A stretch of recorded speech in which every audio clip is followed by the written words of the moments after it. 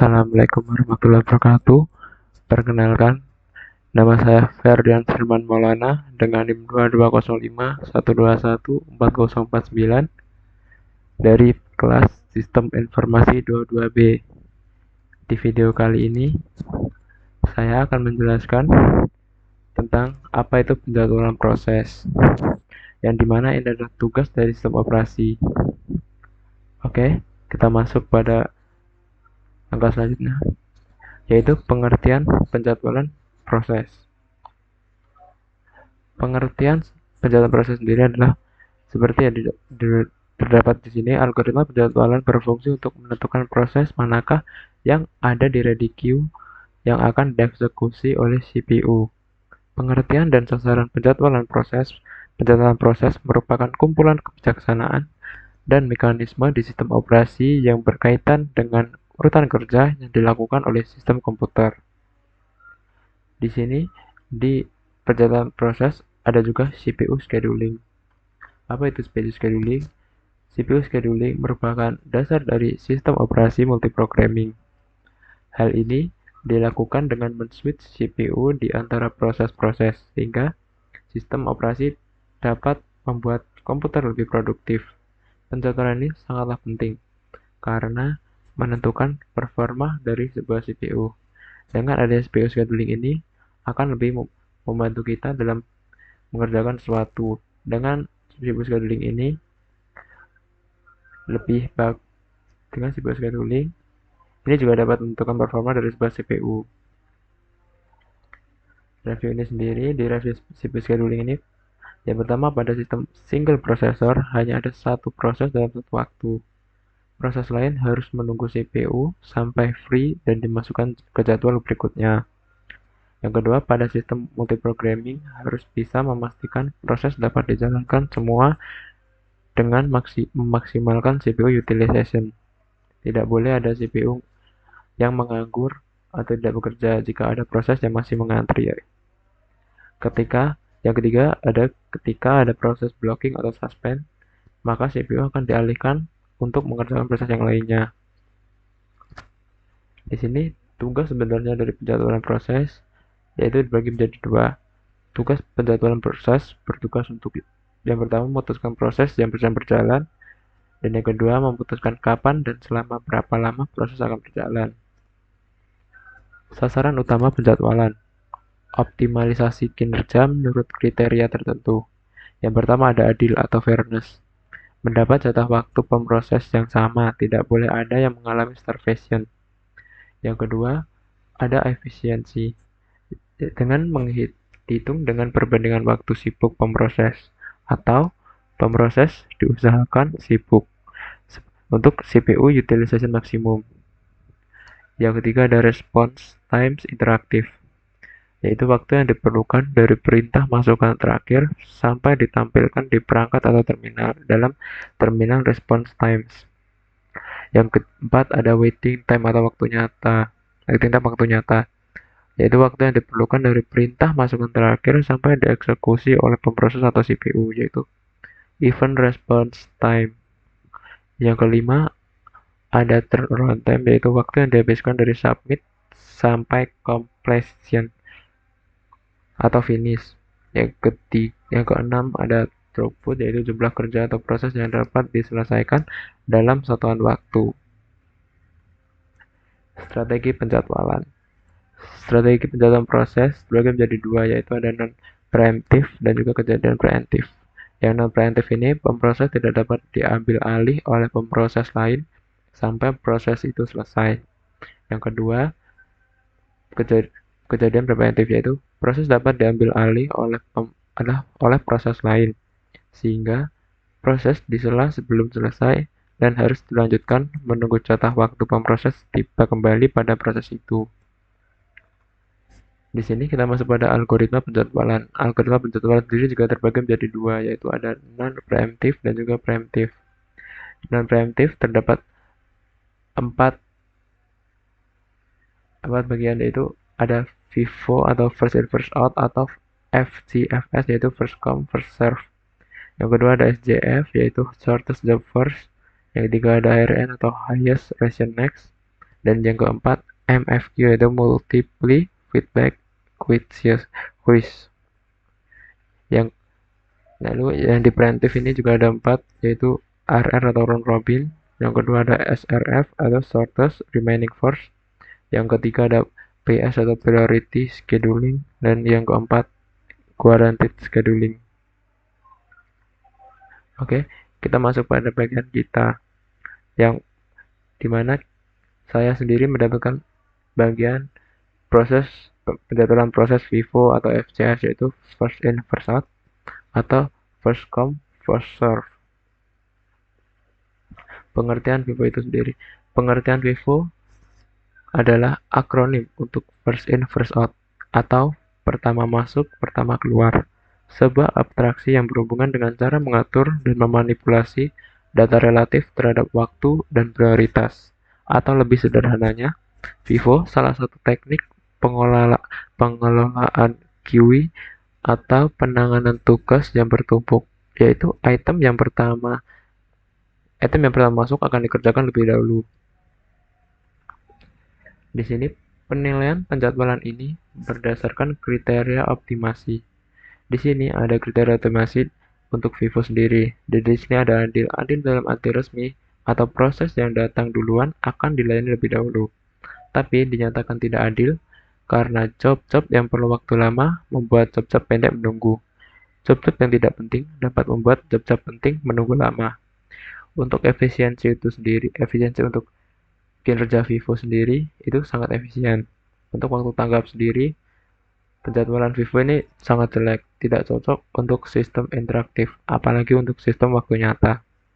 Turnaround time untuk penjadwalan FIFO atau FCS sendiri juga sangat jelek, apalagi untuk throughput dalam penjadwalan FIFO atau FCS sendiri juga sangat jelek. Oke, kita masuk ke contoh penjadwalan FIFO atau first in first out. Di sini kita bisa lihat terdapat tabel.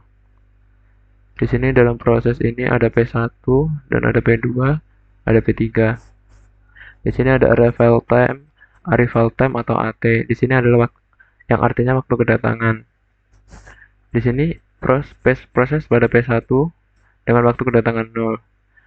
P2 dengan waktu kedatangan 3 dan P3 dengan waktu kedatangan 5. Di sini ada burst time atau BT atau lebih gampang itu waktu eksekusi.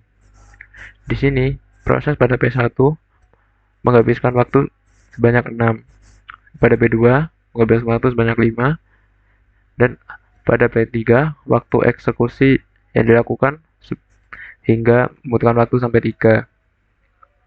Di sini kita masuk pada FCFS, di mana atau FIFO sendiri first in first out, yaitu yang pertama masuk akan dikerjakan terlebih dahulu.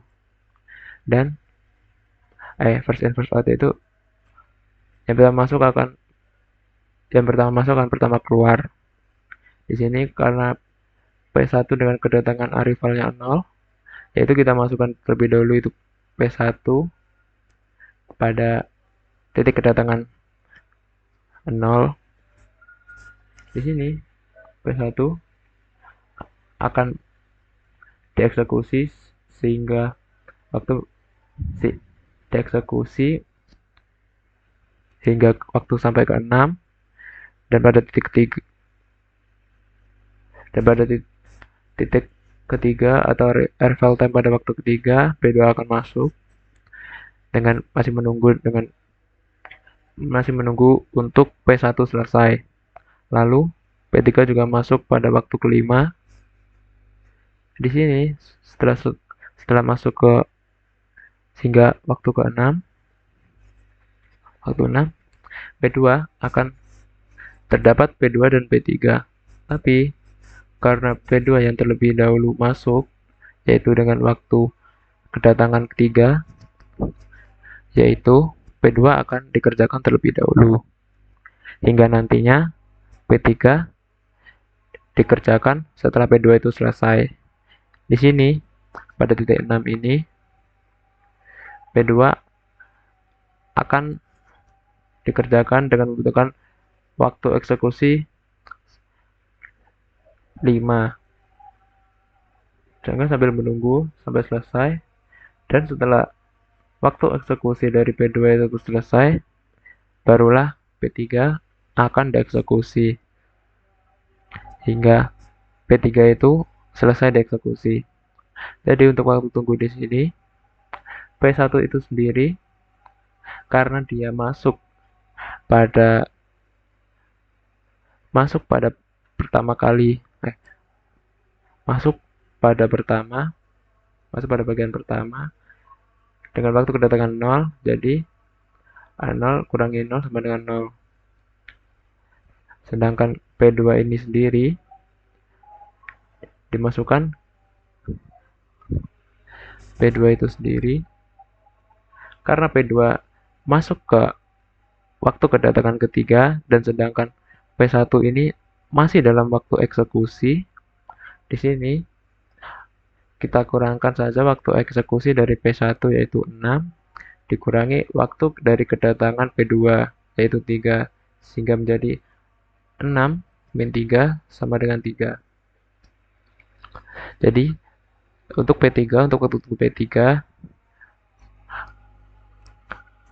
karena di sini P3 dengan waktu kedatangan 5, di sini waktu kedatangan P3 adalah 5, dan pada waktu itu P1 juga masih dieksekusi dan tinggal selesainya dari waktu eksekusi pertama, lalu juga menunggu eksekusi dari P2, proses P2 itu sendiri, sehingga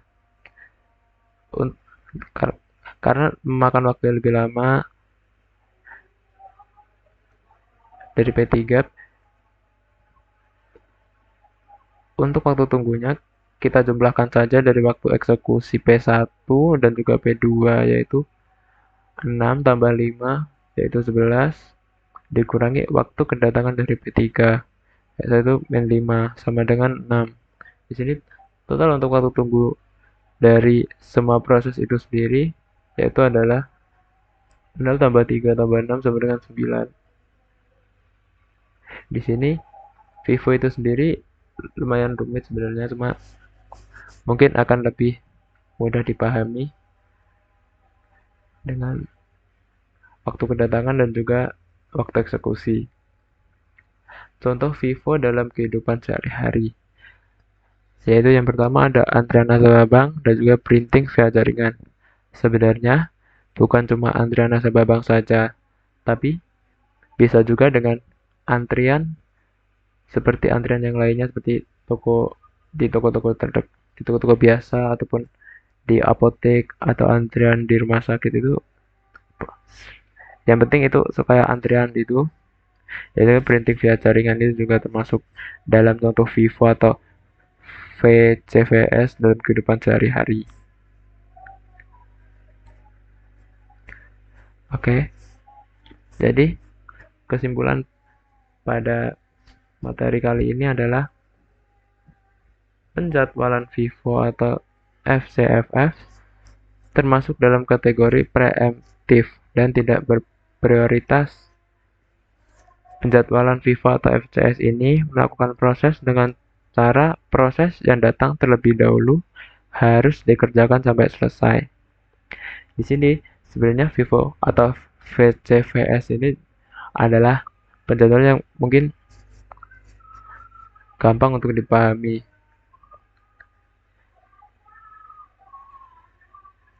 Karena di mana Vivo VCS ini juga termasuk hal yang sering kita gunakan atau pada sistem operasi komputer itu banyak kadang ada yang digunakan pada proses komputer ini. Nah, oke. Terima kasih karena telah menonton video ini. Sebelumnya mohon maaf apabila ada salah-salah kata. Mohon maaf apabila saya ada salah-salah kata dalam baik disengaja atau tidak disengaja. Apabila ada salah kata saya mohon maaf. Saya Ferdian Bumalana, saya akhiri. Wassalamualaikum warahmatullahi wabarakatuh.